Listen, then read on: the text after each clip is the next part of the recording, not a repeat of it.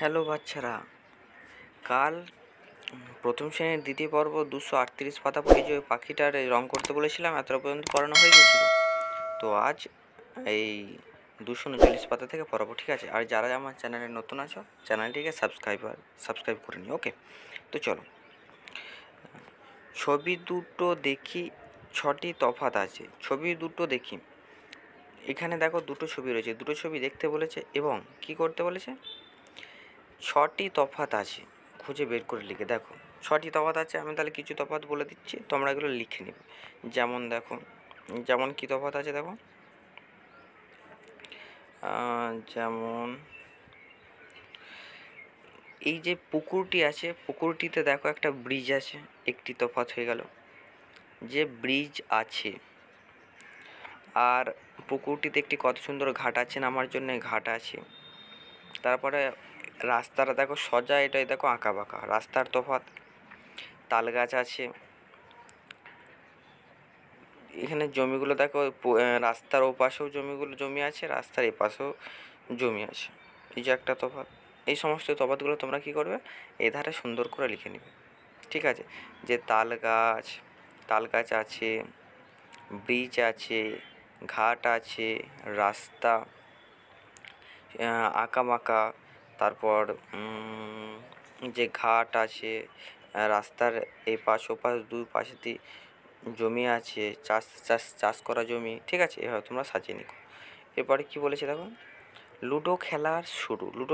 Ludo জানো, প্রথমে লুডোর যে এই গুটিটাকে বলা হয় পুট, তারপরে 2, 3, 4, 5, 6। এখানে কি বলেছে, 6 পড়লে ঘর থেকে গুটি বেরোয়, 6 পড়লে ঘর থেকে গুটিটা বেরোয়, 6 পড়লো, গুটি বেরোলো, 6 পড়লে আবার চাল দেওয়া যায়। 6 যদি একবার 6 পড়লো, ঘর থেকে গুটি বেরিয়ে পড়লো, যদি 6 পড়লে আবার আমি চাল দিতে পারবো, ঠিক আছে? আবার আমি দান খেলতে পারবো, ওকে? এবার পুট পড়লো, গুটিটি কত ঘর যাবে? পুট পড়লে 1 ঘর যাবে 1, 3 পড়লে 3 ঘর যাবে, 4 পড়লে গুটিটি কত ঘর যাবে? 4 বার যাবে, 5 পড়লে গুটিটি কত ঘর যাবে? 5 বার যাবে। আবার 6 পড়লে কী হবে? আবার যদি 6 পড়ে 6 ঘর যাবে, ঠিক আছে? বুঝতে পারলে এটা? লুডো তো তোমরা সবাই খেলো বাচ্চারা। দেখো, লিসেন অ্যান্ড ডু, শোনো এবং করি। Jump over 1 number and circle it, 1 is done for you. Jump করতে বলছে 1 নাম্বার, একটা করে সংখ্যাকে তোমাকে লাফিয়ে যেতে বলেছে, এবং যেই সংখ্যাটাকে তুমি লাফিয়ে যাবে সেই সংখ্যাটাকে সার্কেল, গোল করে দিতে বলেছে।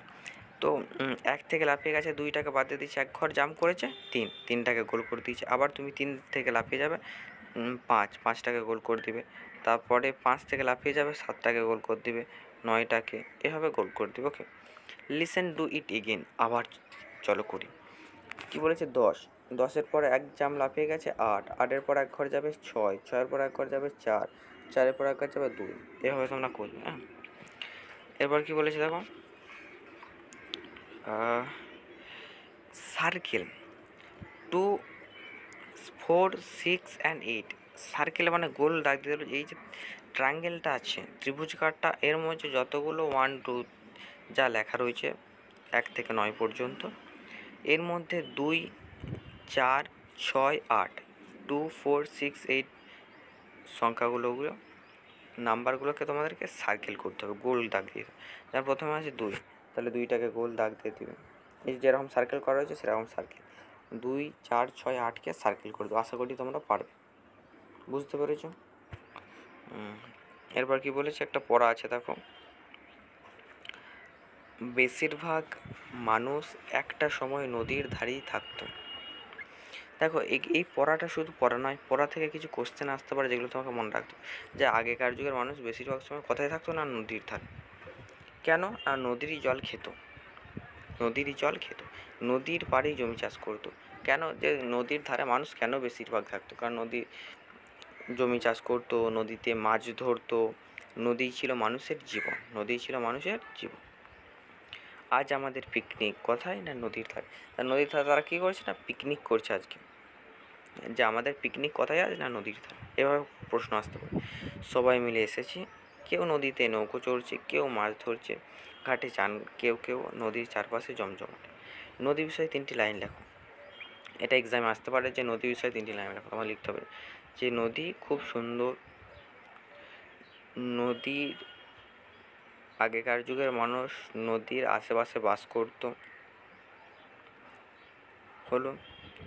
এবার তোমাদের যদি কারো গ্রামের পাশে কোনো নদী থাকে যে আমার এই নদী গঙ্গা কি দ্বারকেশ্বর কি দামোদর, যে এই নদীর পাশে আমাদের বাড়ি আছে, দ্বারকেশ্বর নদীটি খুব সুন্দর, যেভাবে তোমরা সাজিয়ে লিখতে পারো নিজের মতো করে, যেমন করে খুশি 3টে লাইন লিখতে হবে। ওকে, তো এটা পরের ভিডিওয়ে আমি বলে দেবো, বাংলার যে নদীর নামগুলো আছে পরের ভিডিওয়ে আমি ভালো করে বলে দেবো। তো এই পর্যন্ত তোমরা ভালো করে পড়ে এসো, ঠিক আছে? চলো, ভিডিও বেশি বড় করবো না, যারা আমার চ্যানেলে আছো তারা আমার চ্যানেলটিকে সাবস্ক্রাইব করো। ওকে, চলো।